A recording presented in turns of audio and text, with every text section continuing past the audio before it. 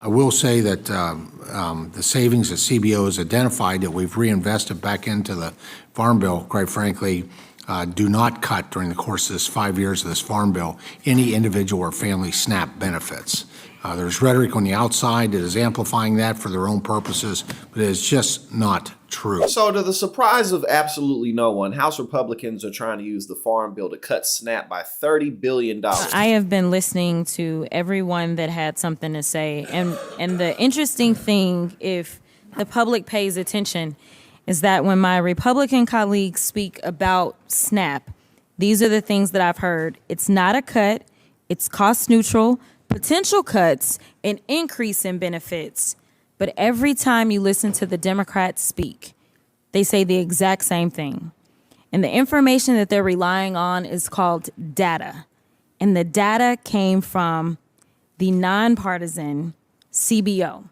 The only information that we have before us to make a determination of how we will proceed is data from the CBO.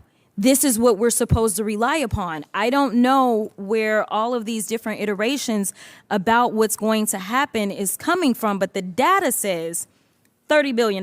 That's what the data says, not what the Democrats say, but what the data says. When we say things like we're fighting for SNAP benefits, I do want to be clear that me fighting for SNAP benefits isn't about my district. I mean, obviously it is, but at the end of the day, so many members have said, my district, my district, my district, my district, my district. When we write a farm bill, it is for everyone in the United States of America. And just to clarify, when it comes to SNAP benefits specifically, rural America uses more SNAP benefits than urban America. And right now, I serve an urban district.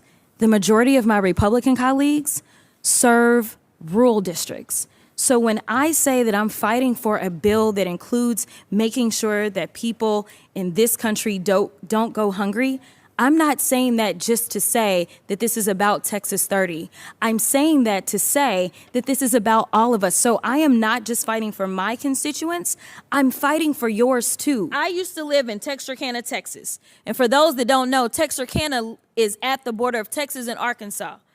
You're put in a situation where if you decide to go to the grocery store on the Texas side, which the grocery stores on the Texas side are better, but nevertheless, if you get your benefits in Arkansas, you can't go buy the groceries in Texas.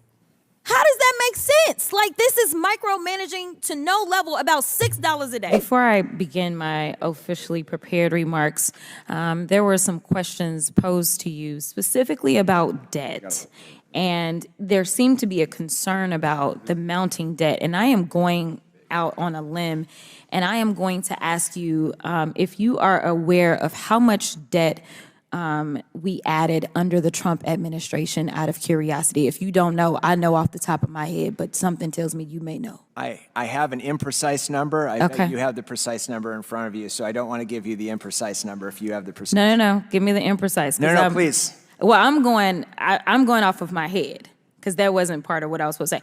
But long story short, $8 trillion was added under the Trump administration. And so I think that it is important that we focus on making sure that we're keeping our debt under control, but I think it's also important that we're honest about how that debt is accrued and make sure that we don't continue to make the same mistakes. I know that the election was brought up, and there are those that are standing by their man, but they also seem to be concerned about debt, which seems like the two don't go together, because we know that their man actually is really good at running up the credit card debt for this country, because he likes to give tax breaks to his very rich friends, which means that we don't get as much money coming through the door when they are not required to pay their fair share. At the end of the day, what this boils down to is the fact that we know that some of the wealthiest individuals and the wealthiest corporations in the country consistently pay $0 in federal income taxes. They may pay some taxes here and there, but they're constantly getting them cut. That's the whole thing that Trump did with the tax cuts. And Joe Biden didn't even raise the corporate tax rate back up to where it was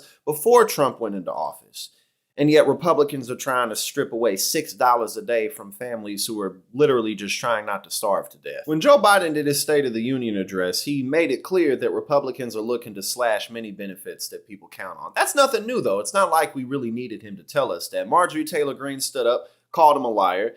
Because in reality, Republicans are looking with their budget to slash $6 trillion from benefits that people count on. But again, this is nothing new. It's what they've been doing forever. One of the broader issues with America's benefit system is that more and more people need it because the cost of living won't stop going up. Every year, the cost of rent, the cost of health insurance, the cost of college tuition, pretty much anything that people need to participate in the modern job market to maybe buy a home one day.